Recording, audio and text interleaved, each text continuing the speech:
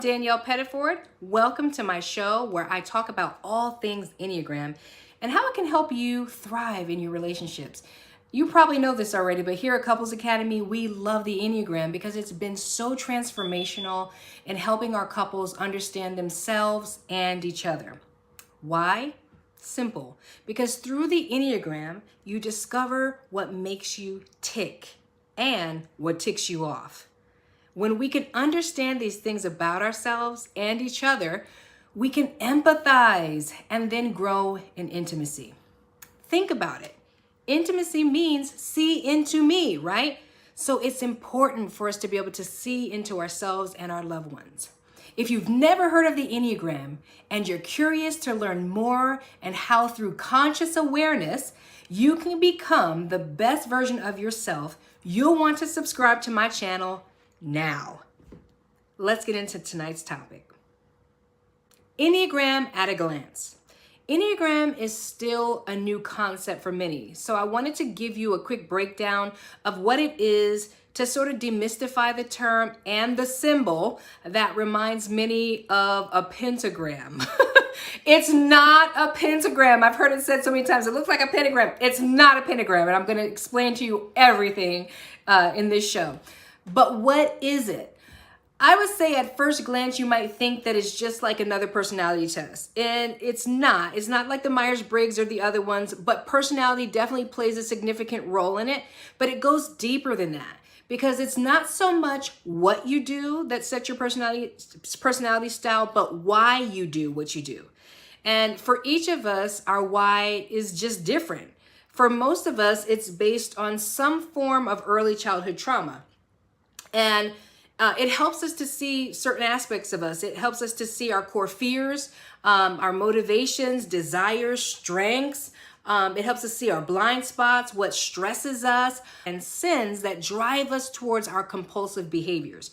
Most importantly, it shows us aspects of God's character and connects us more closely to the truth that we are made in His image and meant to reflect His spirit, not our skewed perspectives. Where did it come from?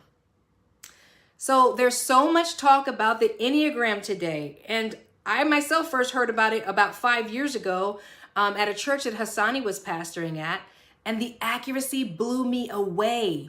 At the time, I noticed a lot of churches with counseling staff were retiring the use of Myers-Briggs and using Enneagram. It's as if it just showed up overnight and out of nowhere, but evidence suggests something very different. It actually suggests that it's 200 years old. Now, the exact origin of Enneagram is widely disputed, but it seems to be connected to different spiritual and oral traditions, as well as some mathematical and philosophical traditions. Some scholars claim that it's connected to early esoteric Christianity, even as far back as our founding fathers. Others say that it's the study of human psychology, but I like what Dr. Todd Wilson says the most, who is a speaker, pastor, theologian, and the author of a book entitled The Enneagram Goes to Church. He says, does it even matter? Because all truth is God's truth. And that resonated with me powerfully. Because in the same way, does it matter who discovered fire, herbs, or water, winter, summer, spring, and fall, all these things, seed time and harvest.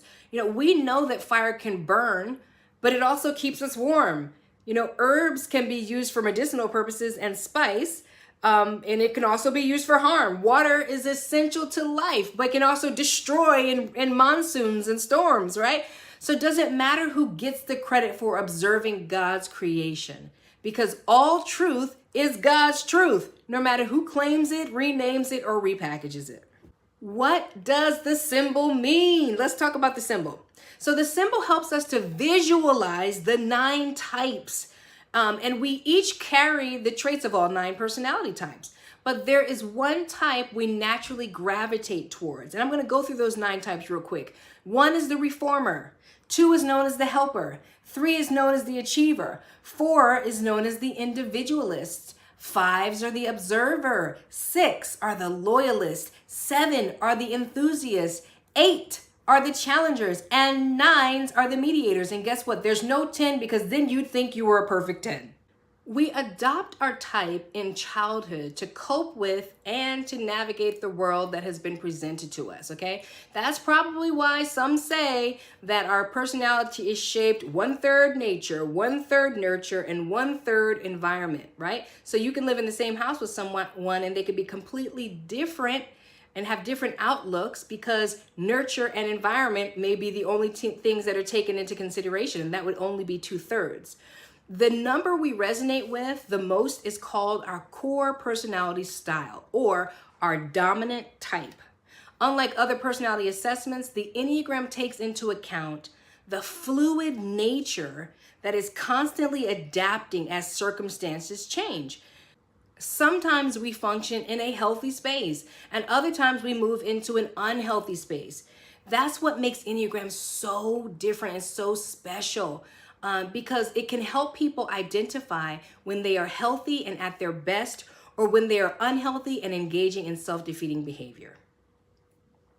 When you look at the Enneagram diagram, you'll see that each number has a dynamic relationship with 4 other numbers.